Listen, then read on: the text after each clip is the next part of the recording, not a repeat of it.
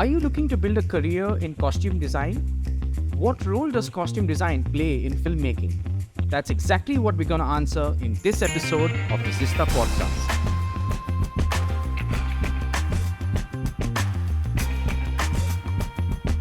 Welcome to the Zista Podcast, where we invite industry professionals and people from academia to answer queries that students have within a specific subject area.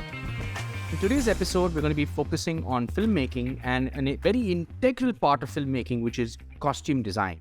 So costume design, plays a really integral role, and to kind of help us understand the importance that it plays in the field of filmmaking, I'm really delighted to welcome Veera Kapur. So she is a thorough professional with a lot of experience, very well acclaimed, So let me start by giving a small introduction for Veera. So she's worked on a wide variety of movies, small budget, big budget, indie movies, and even, episodic content, So everything that you can, let me go as far and say that actually Veera is an award-winning costume designer. She has picked up the Filmfare Awards for Costume Design in the year of 2022 as well as 2021 for the work that she's done. And she's worked with a wide variety of content. Movies like Jolly LLB, Hindi Medium, Piku, Gudu Rangila, Pink. She's worked on episodic content like Maharani, which was usually popular as well. And she's got a whole lot of projects that are in the pipeline. So firstly, let me start by welcoming you. Thank you so much for making time for this episode and taking time out from your busy schedule to talk to us. Thank you really so much for the lovely introduction. Yeah. So the fact is that you worked on such I think so many movies, it's really not possible to name them all. But what we'll do is in the show notes, we'll make sure to list your IMDb link so that students can actually click on that and, navigate to your page on IMDb to kind of get more familiar with the kind of work that you've done, Veera. So really delighted to have you here today. Thank you so much once again. One more aspect I thought I must add. Sure. Within costume design, I have done a series, episodic, as you said, and films, but I have also done about over 1,000 advertisements. Wow. So advertising is also something where they need costume designing on a regular basis. So it's a very good source of income for a lot of young designers. That's amazing. That we could sort of light on.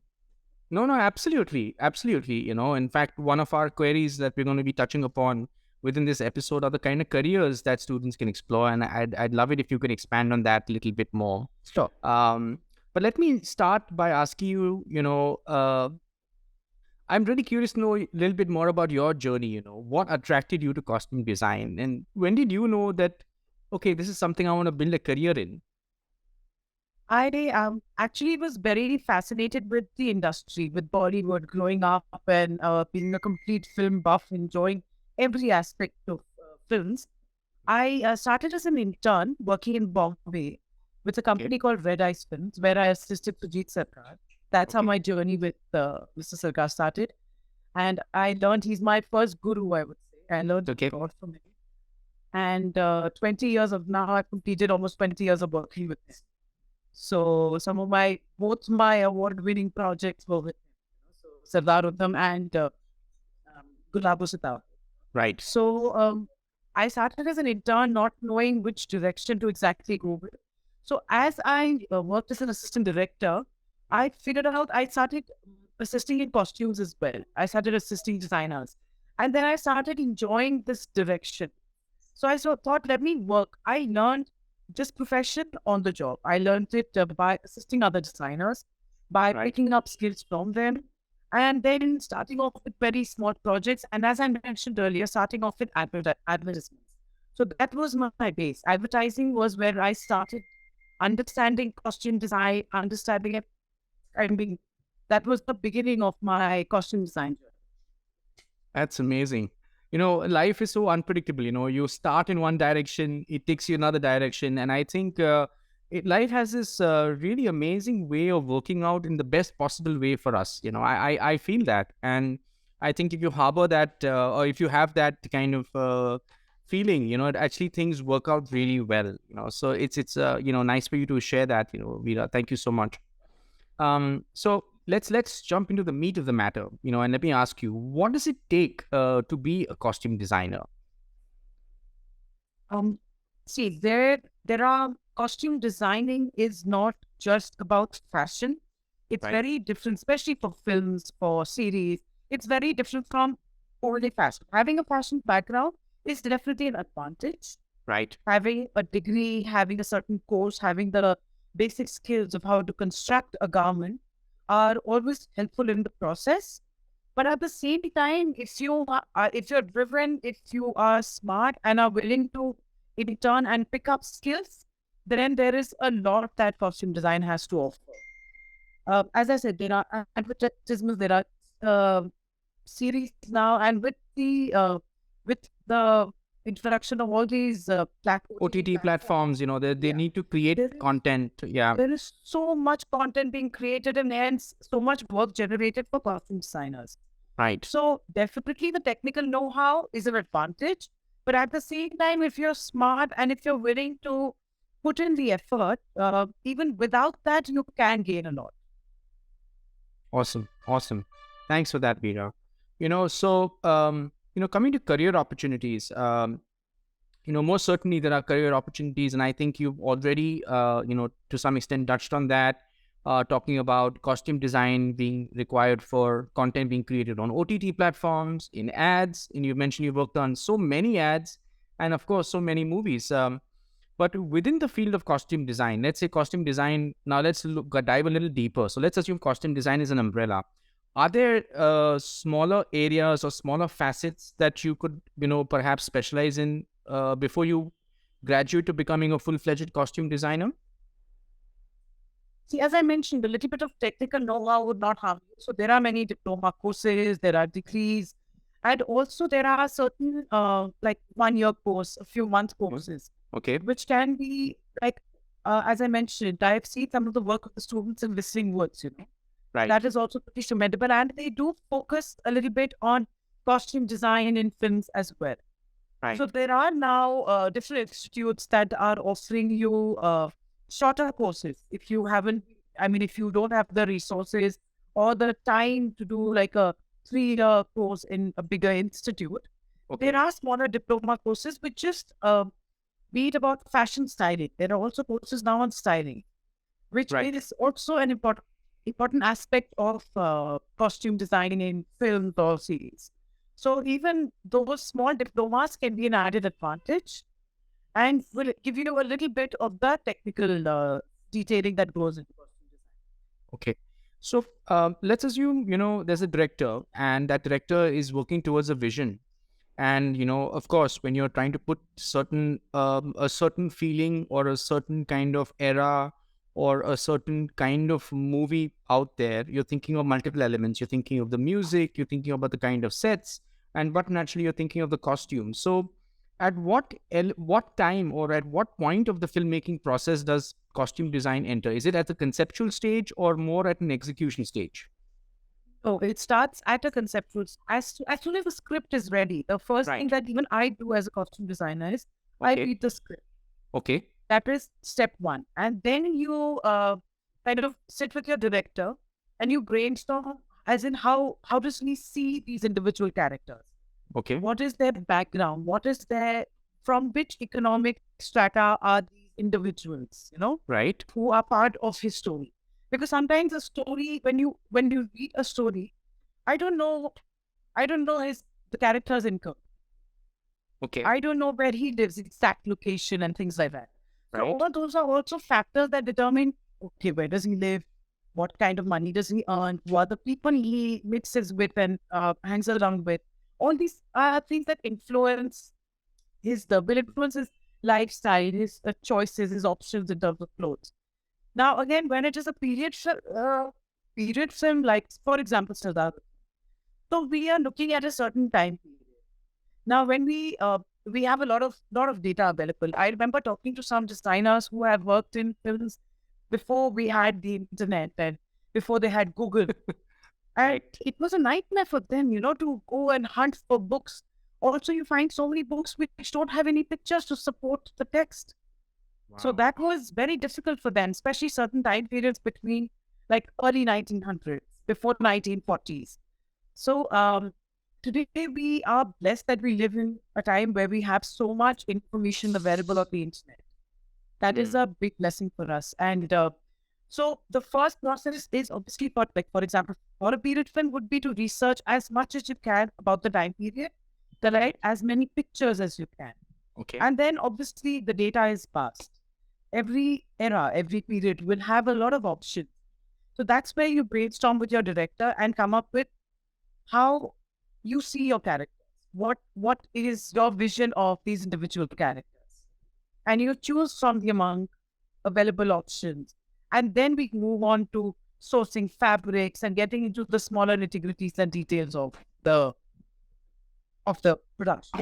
Wow, it sounds like such an interesting, creative process, and let me ask you, I mean, I'm just out of curiosity. Suppose, you've got a certain look in mind and, the director goes one step further and tells you that this is the person playing this character. So let's say Deepika is playing this character in Piku, okay? So does the actor in any way impact the look that you would create or not really? No, definitely the actor does impact because we're working with real people. Right. So the attributes, the way a person looks, it's going to, and you will design according to that. You will work according to, like sometimes when we do a trial, we see what are the colors that are complementing a certain skin tone. Then what are the kind of cuts that are complementing a certain body type. So it's extremely important to, keep these things in mind. Correct. Because as I said, we are creating a look for a character. We want it to be appealing. That's when we have a few rounds of trials to see what's working, what silhouette is working the best. Okay. So it is a lot of brainstorming, a lot of back and forth that happens. It's not just one day that you go, you buy a few clothes and you're like, fine, whatever, this will work on whoever. But definitely the person was playing adds so much to the character. And like Piku was so much Deepika, it was.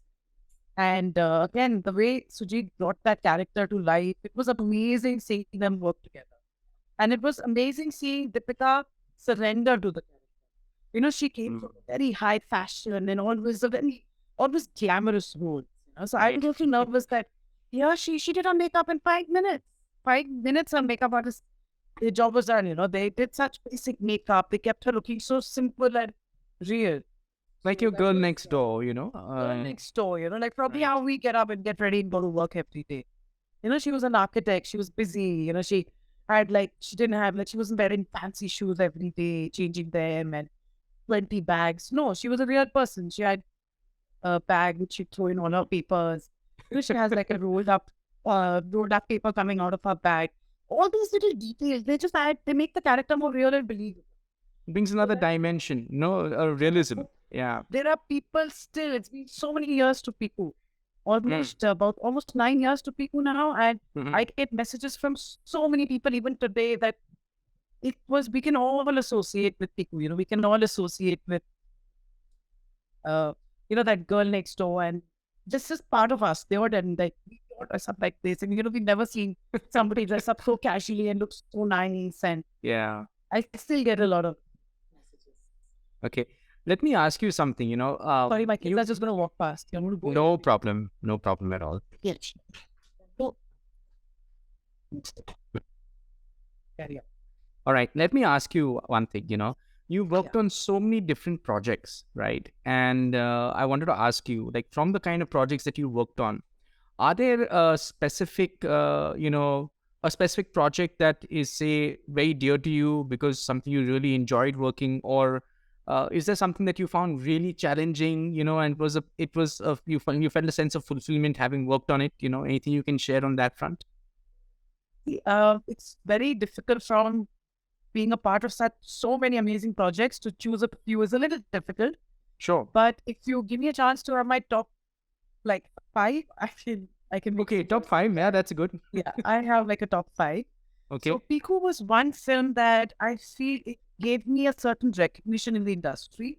Okay. So for me, that was a very, very important film for my career. Right. Because I don't think anybody had done a character so simple and yet so real. I mean, it was my first nomination. I'd got nominated for. So Piku was special in many many ways for me. One of my most special projects. Okay. Then Sardar Uddham was something that you know was my dream project because it was firstly it was with Sujit Sarkar, my guru. And I remember when I told Sujit that I don't want to be an assistant director and I wanted to do costumes. And I was getting an opportunity to work on a film called Partition Assistant Designer. And this is about 18 years ago, 17, 18 years ago. This thing was very good. Go learn everything. And one day I'm going to make Sardar Uddham and then you work on it. You do the costume. Okay. So he trusted me 18 years ago for a film. So for me, again, Sardar Uddham, very, very special. My first attempt at a very, very detailed period film, very close to my heart. And after that, I'm going to go with top four only, actually. So after that, two more films which are very, very important to me were Bulbul and Kala. All right. Because creatively, the satisfaction that I have got in these films, in terms of design, and I always say one thing about these two films, my director, Anvita, that I have learned from her. I have grown with her. Right. She has a beautiful sense of fabric, of design, of her aesthetics are just, I mean, they're beyond beautiful. So I have learned a lot from her. So these films have been very detail oriented, very costume specific films. And they have been, I mean, I feel all these films are what have molded me and given me the opportunities of learning and growing. So these four would be my top films. And Wow. I've learned and grown with them. Fantastic. Thank you for that. I think it's always tough to reach back into history, look at the work that you've done, and pick top four or top five. And I'm sure there are many other projects in your portfolio that you enjoyed as much. But obviously it's difficult to mention all of them. But thank you so much for doing this for us. So I want to ask you one more question, Veera. Let's assume I'm a young student. I want to make a career in costume design. I'm passionate about movies. I'm passionate about filmmaking. Yet I also have that orientation to kind of do something in the field of fashion design, but be associated with movies. So as a student, what can I do to get noticed? How do you get work in this industry? What practical advice would you share? First advice would be patient. Okay. And contact as many designers as you can. If you have a fashion background, please keep pursuing that as well. Keep designing, keep putting your creations out there. And as I said, today, the internet, today, Instagram, Facebook, these all are really helpful. You can create your own brand, and you have a platform. Thanks to Instagram, thanks to Facebook, you have a platform to put your designs out there. Right. With your mark on it, as your label. So if you are into fashion, you can keep doing that, as well as be open to assisting designers and interning with them. A lot of people, sometimes they don't want to intern. They say, oh no, I know a lot about design and I'm ready to just take on the whole first assistant, take over, it doesn't work like that. I tell so many people, so many interns who work with me that have patience. It's not that, okay, I have an internship period of 3 months, so I have now learned everything and I'm ready. I'm the next designer. Where's my next film? It doesn't work like that. You have to give it time. Time is the most important thing, because I'm telling you, 20 years and I'm still learning. Learning. Because every project is a new challenge. There is so much to explore. There are so many time periods, costume-wise, that I haven't worked on. I haven't even explored at all. So, and also nowadays there are films with futuristic fashion. Okay. So there is so much to do. So I would say you first have to intern. You have to intern with designers, be it in a fashion house. You have to intern with film designers. Wherever you get an opportunity, please intern. And please, if you are willing to give a course 3 years, if you're willing to give a diploma 1 year, 2 years, and you have to be willing to put in at least a year to a year and a half for internships. I think that's rock solid advice. Rock solid, Explore the field, explore the field. Right. There is so much that goes into filmmaking, costume design as part of filmmaking that you will only understand by being on set, by being present there, by learning on the job. That's the most important thing. I think that's absolutely gold. That's absolute gold. What you're saying, be a sponge, learn, absorb. I would also say network, and be open to opportunities that come your way. I think that's so important. And be open to criticism. Yes. Even at this stage in life, we are constantly being criticized. Yes, we're being praised for something, but at the same time, some of our work might not be appreciated. But and then use that as a step up. Okay, how can I make this better? Right. How can I work on this aspect of what where am I lacking? Let's work on that. Fantastic. So it's been a wonderful conversation. Thank you so much, Veera, for taking time out to dive deeper into this subject.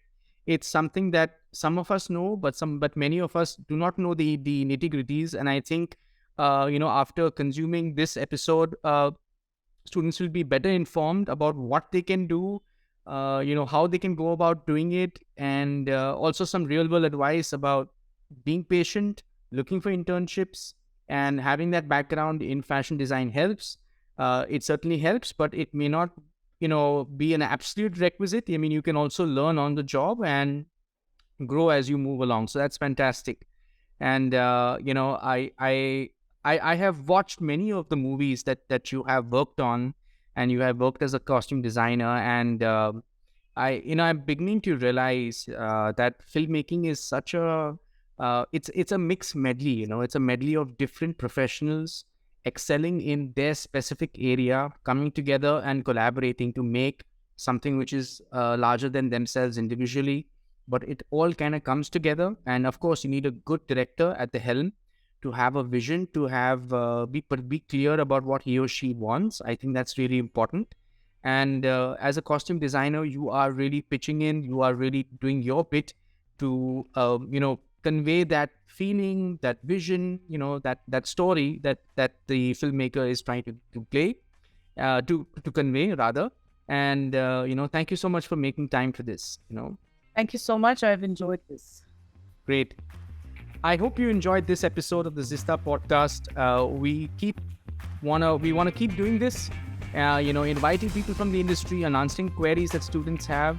So do subscribe to our YouTube channel, and you can also catch the audio podcast on platforms like Google, Spotify, and Apple. And our handle, as always, is the Zista Podcast. And our advice to you till then would be to stay curious.